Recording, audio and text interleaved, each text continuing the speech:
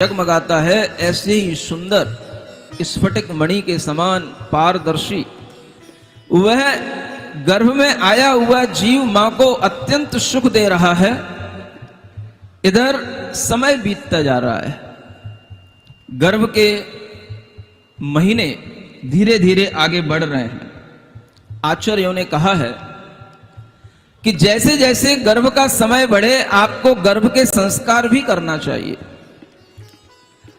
तीर्थंकरों के लिए गर्भ संस्कार करने की क्रिया विधि होती है और सामान्य व्यक्तियों के लिए भी गर्भ संस्कार की क्रिया विधि कही गई है।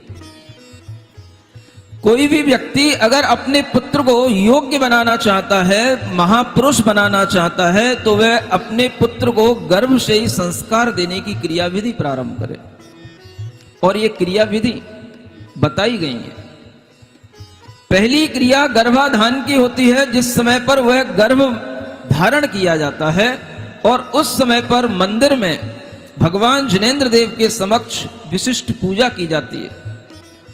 घंटे बजाए जाते हैं, नगाड़े बजाए जाते हैं, उल्लास के साथ में उस गर्भाधान की क्रिया को करके जब वह व्यक्ति वापस लौट करके आता है तो आचार्य कहते हैं कि 3 महीने के बाद में फिर एक क्रिया करनी चाहिए जिसे प्रीति क्रिया कहा गया है। कितने महीने बाद? 3 महीने बाद। और उस प्रीति क्रिया को करते हुए आचार्य कहते हैं कि उसी तरह से मंदिर में जाकर के पूजन करना, उत्सव करना, विधान करना, और ये सब करने के बाद में जब आप उस गर्भ को बढ़ता हुआ देखें तो कुछ मंत्रों का भी उच्चारण करना, उस पुत्र के लिए मंत्र उच्चारण करके संस्कारित करना।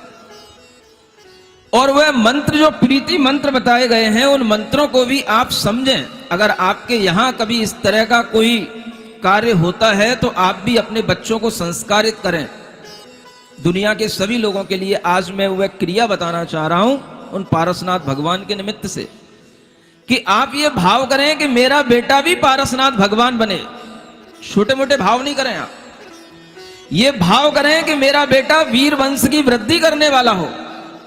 और यही भाव हमने वर्धमान स्तोत्र में लिखे हुए हैं। एक उसमें अर्घ है वीर वंश की वृद्धि करने वाला।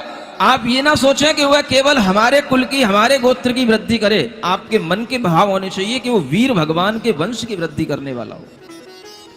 ऐसा पुत्र आपको जन्म देना है जिसके माध्यम से धर्म की ध्वजा फहराई जाए, धर्म का एक महान आचार्य बने। और आप भाव करने में कंजूसी ना करें। आचार्य कहते हैं कि अगर आपको अपने पुत्र का उत्तम संस्कार करना है तो आपको यह भाव करना है कि मेरा पुत्र अरिहंत बने, मेरा पुत्र सिद्ध बने। इस तरह के मंत्रों के संस्कार अगर आपके द्वारा दिए जाएंगे तो इस धरती पर ऐसे पुत्र जन्म लेंगे जिनके माध्यम से इस तरह से धर्म की प्रभावना होगी कि वह प्रभावना आगे आगे के समय पर भगवान के तीर्थ को बढ़ाने वाली होगी। और ऐसे मंत्र संस्कार मैं चाहता हूं कि जो भी दंपति पुत्र आदि की भावना रखते हैं, अपने लिए गर्भाधान आदि के संस्कारों के माध्यम से एक उत्तम कुल को वृद्धि करने वाले पुत्र की भावना रखते हैं, वो इन मंत्रों को पढ़ें, इन मंत्रों के संस्कारों को ध्यान में रखें। और ये जो मंत्र यहां आज बताए जा रहे हैं, इन मंत्रों के संस्कार की विधि से अपने लिए एक उत्तम योग्य पुत्र की प्राप्ति भी करने का भाव रखें। वह 3 महीने के बाद में फिर से एक प्रीति मंत्र का संस्कार किया जाता है और उसमें मंत्र पढ़ा जाता है, त्रैलोक्य नाथो भव।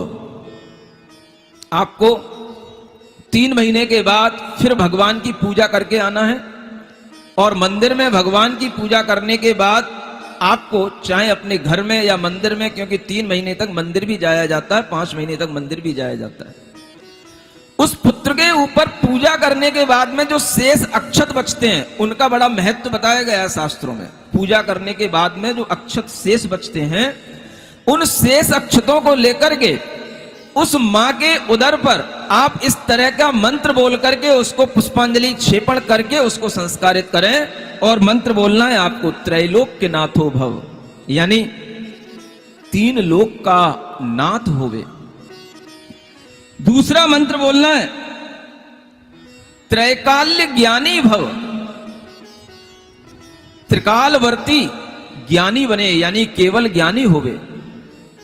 तीसरा मंत्र बोलना है, त्रिरत्न स्वामी भव, अर्थात सम्यक दर्शन, सम्यक ज्ञान और सम्यक चारित्र रूपी तीन रत्नों का स्वामी होवे।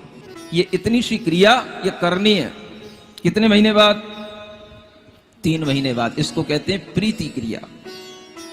फिर इसके बाद में जब 5वां महीना आए तब फिर एक क्रिया करनी है, उसका नाम दिया गया है सुप्रीति क्रिया। क्या बोलते हैं? मुंह से बोल तो लो।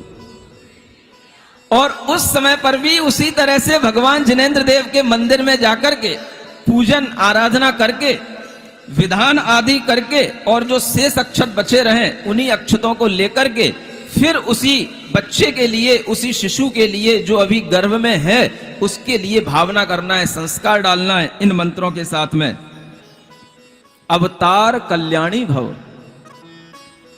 दूसरा मंत्र बोलना है, मंदरेंद्र अभिषेक कल्याण भागी भव, यानी मंदर पर्वत पर, सुमेरु पर्वत पर अभिषेक करने का कल्याण वाला यह बालक बने, ऐसी उत्कृष्ट भावना तो करो।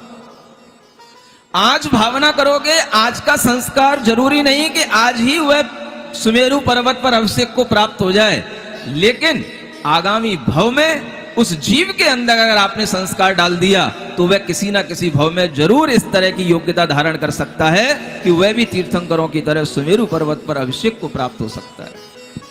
लेकिन आप लोगों को लगता है हमारा बेटा ऐसा कैसे कर सकता है, और अगर बेटा करेगा तो फिर तो वो घर छोड़ के चला जाएगा, मेरी मोह की पूर्ति कैसे होगी। ऐसे मोही कामी लोगों से कोई धर्म की प्रभावना नहीं हो सकती, ऐसे रागी लोगों से कुछ धर्म का लाभ नहीं हो सकता।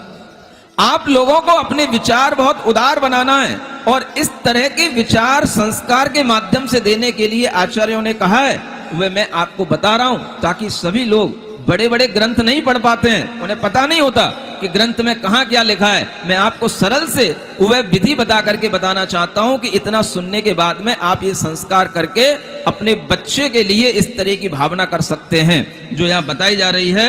फिर तीसरा मंत्र पढ़ना है, निष्क्रांति कल्याण भागी भव, अर्थात तपो कल्याण का भागी होवे, तप कल्याणक होवे इस बच्चे का। और फिर चौथा मंत्र पढ़ना है, अरहंत कल्याण भागी भव, यानी कि यह बच्चा केवल ज्ञानी बने, अरहंत भगवान के समो शरण का पात्र बने।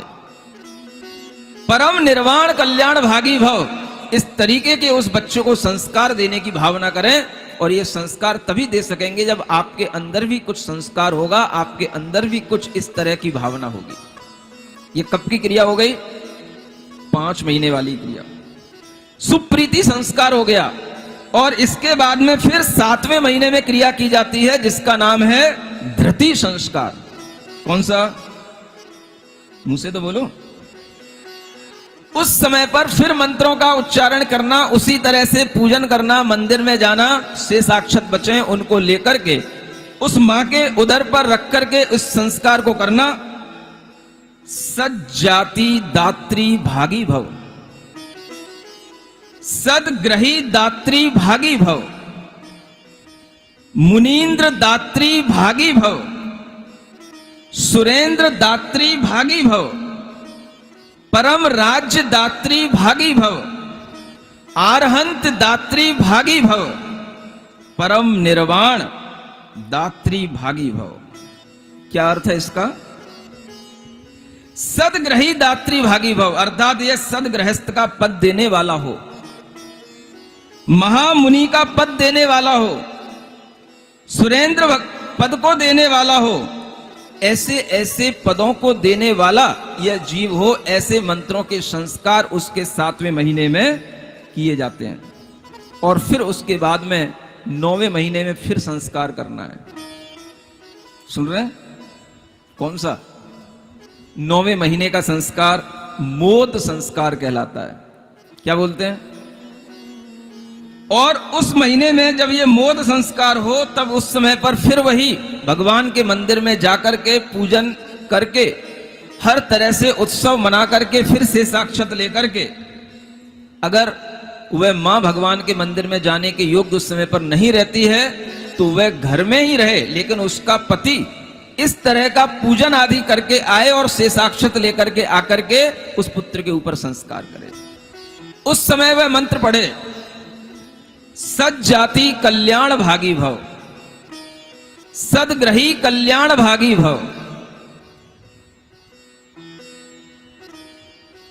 वैवाह कल्याण भागी भव, मुनीन्द्र कल्याण भागी भव, सुरेंद्र कल्याण भागी भव, मंदिराभिषेक कल्याण भागी भव, यौ राज्य कल्याण पद भागी भव, महाराज्य कल्याण भागी भव, परम राज्य कल्याण भागी भव और आरहंत कल्याण भागी भव। ये मंत्र पढ़ना है 9 महीने पर। उसके बाद में प्रसूति होती है, जात कर्म संस्कार होते हैं, उसको प्रियोद भव संस्कार कहा जाता है। और उस समय पर भी इसी तरह से मंत्रों के उच्चारण के माध्यम से वह मंत्र संस्कार की क्रिया की जाती है। और इस तरह से ये मंत्र संस्कार, एक तरह से हम ये समझ रहे हैं कि माता पिता ने पारसनाथ भगवान के उस गर्भ में आए हुए जीव के ऊपर कर दिए हैं, कर दिए। और इस तरह के संस्कार के साथ में जब जीव आगे बढ़ता है तो देखते हैं कि अब जब 9 महीने पूरे हो जाते हैं, 9 महीने के बाद में जब प्रसूति का समय आता है तो उस समय का वातावरण कैसा होता है, यह वातावरण अब आप यहां देखेंगे।